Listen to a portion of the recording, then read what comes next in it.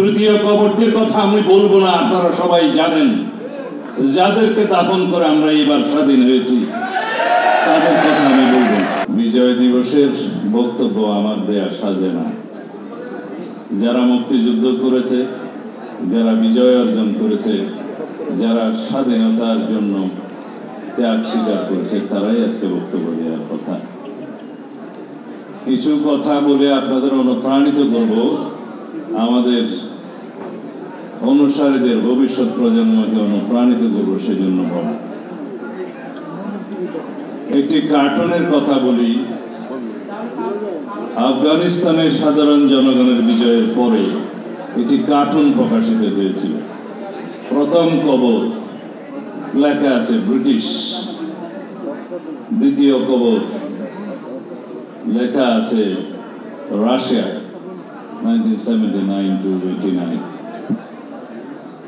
তারপরের কবর লেখা আছে ইউএসএ, তখনকার মতো চলে গেল।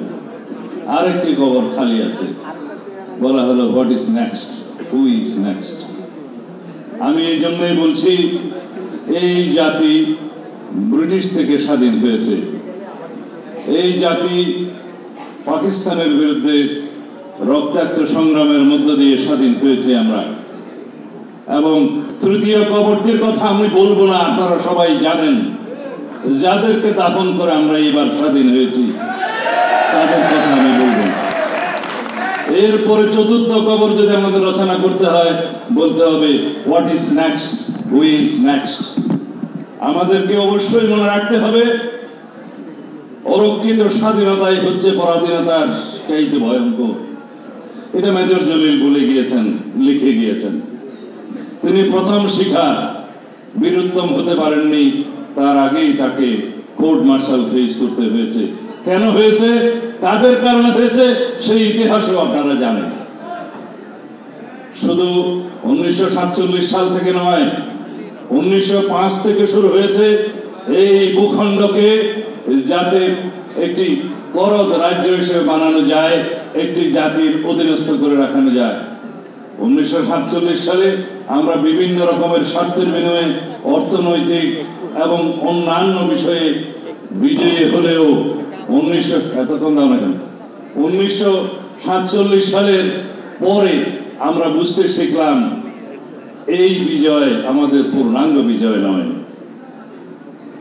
এটা বাংলাদেশের এই অংশকে, পূর্ব পাকিস্তান যখন ছিল তখন তারা মনে করলো এটা মুসলিম ভাবাদর্শ ভিত্তিক একটি পাকিস্তান সৃষ্টি হয়েছে।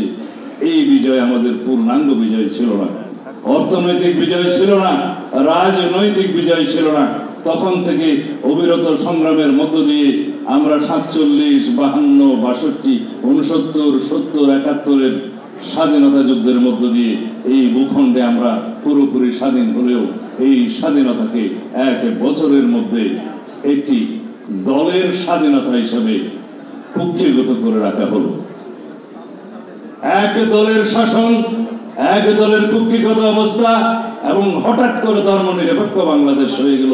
কোথাও কোনো ধর্মীয় স্বাধীনতা ছিল না। সেই অবস্থা থেকে ক্রমাগত সংগ্রামের মধ্য দিয়ে আমরা আজকের এই বাংলাদেশের 2024 পর্যন্ত যদি বিশ্লেষণ করতে চাই, তাহলে আমাদের বুঝতে হবে একটি জাতিকে স্বাধীন এবং স্বাধীন থাকতে গেলে আমাদেরকে আত্মমর্যাদাশীল জাতি হিসেবে গড়ে উঠতে হবে। কোনোদিন আত্মমর্যাদাশীল জাতি, যে জাতির প্রত্যেকটা মানুষ স্বাধীনতার চেতনা বোধ করে, সেই জাতিকে কখনো দমিয়ে রাখা যায় না, সেই জাতিকে কখনো পরাধীনও করা যায় না।